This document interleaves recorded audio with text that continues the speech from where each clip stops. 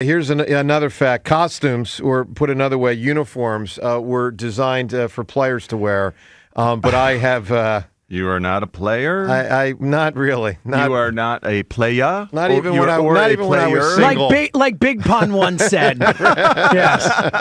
All right, so I just something a lot. So what are you doing? All right, what are you doing wearing You know this what, again? man? It's time. Here's the deal. It would have been obviously game 1 or game 2, or both. But they were on the weekend, and you guys know the rule. I wear the uniform on game days that are weekdays when we have a show. Last year, they were, right out of the gate in the wild card round, that Tuesday, Wednesday, whatever it was. So this year it was delayed. The uniform is back. The enthusiasm is here. And, guys, let's get down to it because there's a big game tonight. I say tonight. Maybe I should say today. 5:08, whatever you call that. What is it? This afternoon, Rhea, is that day or night? Is that afternoon? What is supper time? Twilight? Supper. Yeah, what do you call that, Rhea? In my updates, I call it this evening. Yeah. So the weird thing is I think of the evening as 6 o'clock, but I don't think of the afternoon as 5:08. Yeah. Seltzer, what is 5:08? What is 5:08? Yeah, it's a great question. Late afternoon, early evening. Something one of the two. like that. Yeah. All right. So let's get down to it because, man, it's a big game today. So let's look at it a couple ways. And again, phone lines for you as well, always at 215-592-9494. Your sense of anticipation of this one tonight. It's a Did big Devin one. dry clean that thing for you, by the way? Well, the station Did did. I she believe wash Ava it, did, or- yeah. The state, Wow. Well, I don't believe Ava did. Because it I believe looks Ava cleaner. got it dry cleaned or a whatever. professional cleaner This did. thing looks Yes. cleaner than I've ever seen it. It Yeah. looks brand spanking new. Correct. I've never Wow, seen it is look that a so shot good. at mom and a camera? That might be. A little bit. A little rude. Wow. A little rude. All right, let's get down to the business here. So this is why you pay Aaron Nola $170 million. There you go. I mean, this is why, and I mean that in a twofold way. One, to get to this moment, which he obviously helps you get to this moment, and two, to win this moment, to win this game. So I'll say this out of the gate. I'm nervous just because I'm pretty much always nervous, and it's always scary when your team's 2 games away from elimination. But I got a tremendous amount of confidence in Aaron Nola. I really do. I got a lot of confidence in Aaron Nola, which says that he's really done a lot over the last 2 years to instill that confidence in me. And I think for a lot of us, because you go back 3, 4, 5 years ago, we knew he was good, obviously. He was good, but we also knew he had disappointed a lot, especially down the stretch of seasons. Late September, when they could never make the playoffs, and he was part of how they were never making the playoffs. But the last 2 years, look, is he on the Steve Carlton, Robin Roberts, no level? Of course not. But he's pretty damn good. And I'm thrilled he's a Philly, and I expect, and I'll just say this right out of the gate, I expect the Phillies to win tonight. I really do. And I think the main reason is Aaron Nola. Now, I will tell you this. I do wish I felt a little better about the bats. I don't. It's scary. Well, take heart, little Joe. Hey, did they dry clean the gloves, too? I don't think so. But what do you got here? Go ahead, John. I feel really good about the Phillies at 5. I'm just going to say at 5, whatever, at 5:08. Yep. I saw the home runs put a charge into the offense, and then I saw the offense take over and start making small ball, manufactured offense. So I've seen the offense pick back up. I expect it to pick up where it left off in Game 2 because the Phillies know that's the way they need to play for Game 3 and Game 4 to be the way they want it to be. Knowing. They It's about understand. They've been reminded that this is the way they play the best, and they're watching that on tape, and they're saying, "Oh wow, the light bulb is now on over our heads." So I like that. There are some things that I'm concerned about with this series, the Phillies at 5. Yep. Bryson Stott sounds like I don't know if he's going to be out there. Or Well, not. he shouldn't be. I think he should be. No, he should not. I think he should be rewarded for what I saw in this last game, which is a very good player who it means a ton to, who knows a lot about baseball, who's going to have a good eye up there. Give him the opportunity to make this offense better.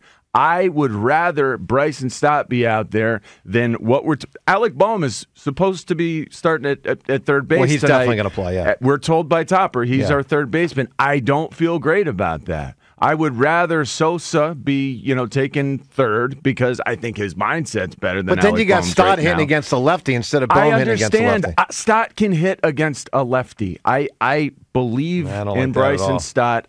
Look, I think it's a mistake that Alec Boehm is going to be put out there today. That worries me. Jeez. Aaron Nola, I think he should be great, like you said. I believe that.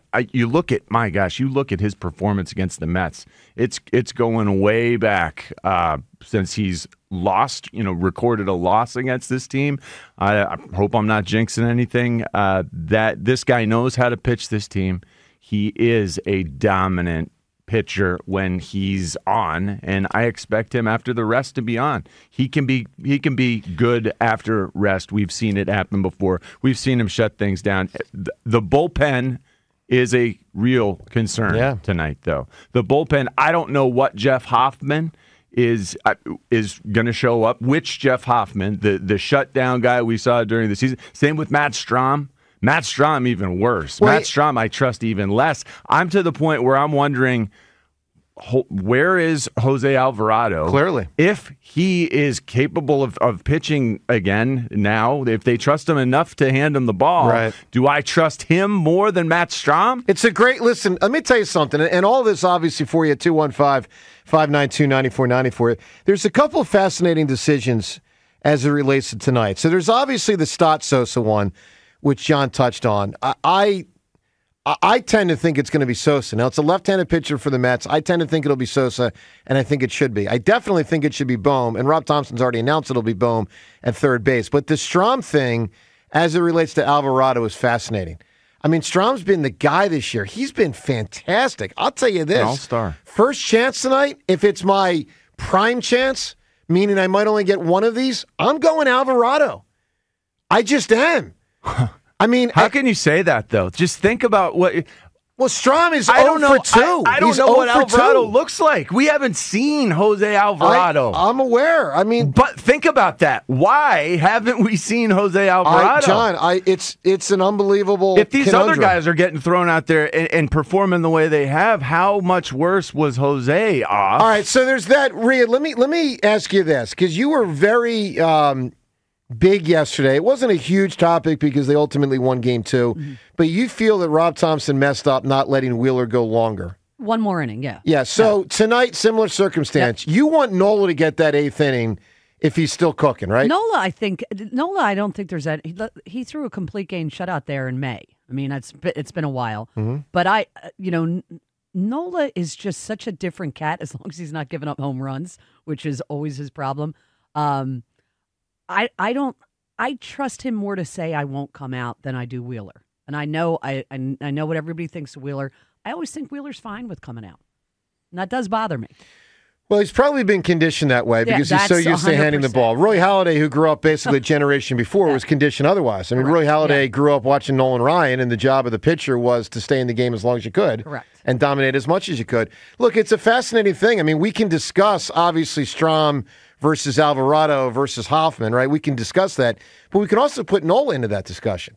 You know, where that, look, I remember watching Curt Schilling throw 149 pitches in Game 5 of the 93 World Series. I saw it.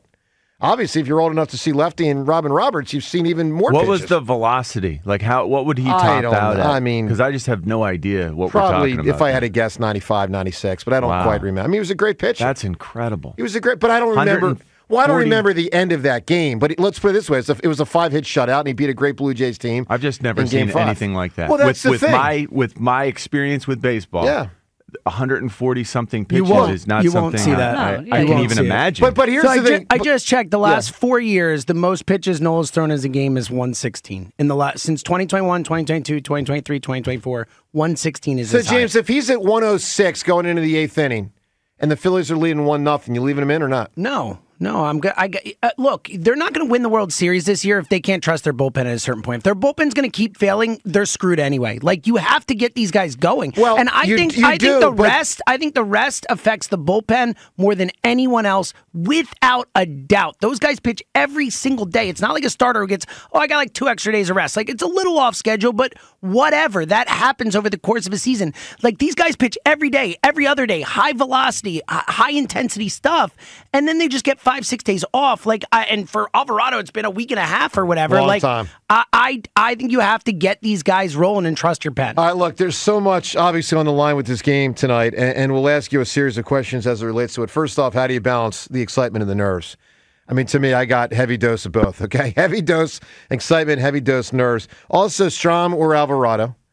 big question. Plus the Nola thing, to extend him if it's a similar circumstance to Game 1 with Wheeler. What do you make of Stott and Sosa, second base against the lefty? What do you make of Austin Hayes and Brandon Marsh, outfield against the lefty? I would expect Austin Hayes to start. I mean, I'd love to tell you. Everything I have, Austin Hayes will be in the line tonight. I mean, I'd love to tell you Brandon Marsh is a better hitter against lefties, God, no. but he's not. He's just not. So and he's been even worse than normal lately. I mean, in terms of the way he's swinging and missing by even more than what I'm accustomed to seeing. So look, I mean, we're probably going to see Rojas out there tonight. Not that I love it, but you'll probably get him.